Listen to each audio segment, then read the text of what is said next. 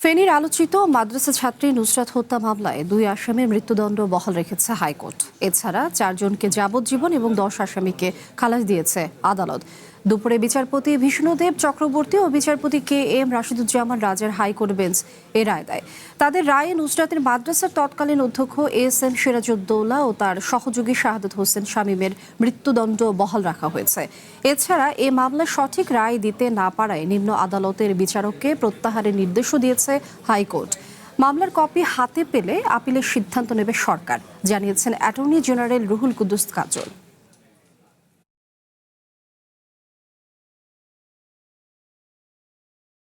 আদালত এই মামলায় 16 জন নিম্ন আদালত কর্তৃক মৃত্যুদণ্ডপ্রাপ্ত আসামির মধ্যে 2 জনের মৃত্যুদণ্ড বহাল রেখেছেন।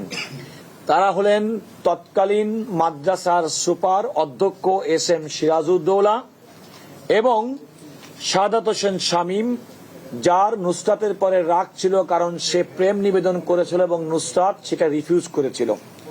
এই 2 জনের মৃত্যুদণ্ড বহাল রেখেছেন। আর বাকি মৃত্যুদণ্ডপ্রাপ্ত 4 জনকে মৃত্যুদণ্ড থেকে কমিয়ে তাদের সাজা। নগদ নিয়ে এলো হার না মানা হার অফার। সর্বনিম্ন 10,000 টাকা রেমিটেন্স নগদে পাঠালে থাকছে স্বর্ণের হার জেতার সুযোগ। যাবজ্জীবন করা হয়েছেন। ভার্জিন ম্যাটেরিয়ালে তৈরি A1 নিশ্চিত করে সঠিক পুরুত্ব আর সর্বোচ্চ চাপ প্রতিরোধী pipe and fittings. A1 engineers number 1 choice. ফেনীর আলোচিত নুসরাত হত্যা মামলার রায়ে সন্তোষ প্রকাশ করে দ্রুত রায় কার্যকরের দাবি জানিয়েছে পরিবার। একই সঙ্গে পরিবারের নিরাপত্তা নিয়ে শঙ্কার কথা জানান নুসরাতের মা শিরিন আক্তার। ব্যবস্থা নেওয়ার আশ্বাস দিয়েছে পুলিশ। রায় ঘোষণাকে কেন্দ্র করে ফেনীর সোনাগাজীতে নুসরাতের বাড়িতে উৎসুক মানুষের ভিড়। মামলায় অভিযুক্ত আসামিদের সর্বোচ্চ শাস্তি হওয়ায় সন্তোষ প্রকাশ করেন নুসরাতের মা শিরিন আক্তার। কান্নাজড়িত কণ্ঠে গণমাধ্যমের সঙ্গে দ্রুত শাস্তি কার্যকরের দাবি জানান তিনি।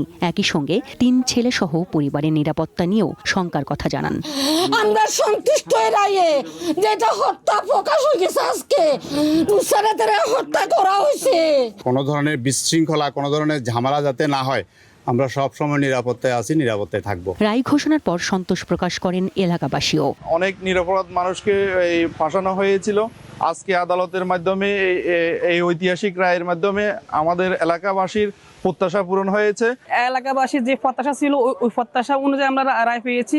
মামলার নথি অনুযায়ী 2019 সালের 27 মার্চ সোনাগাজী ইসলামিয়া ফাজিল মাদ্রাসার তৎকালীন অধ্যক্ষ সিরাজউদ্দৌলা নিজ কক্ষে ডেকে নুসরাতের শ্লীলতাহানি করেন। এ ঘটনায় মামলা হলে তাকে গ্রেপ্তার করা হয়। পরে মামলা তুলে না নেয়ায় 6 এপ্রিল হত্যা করা হয় নুসরাতকে।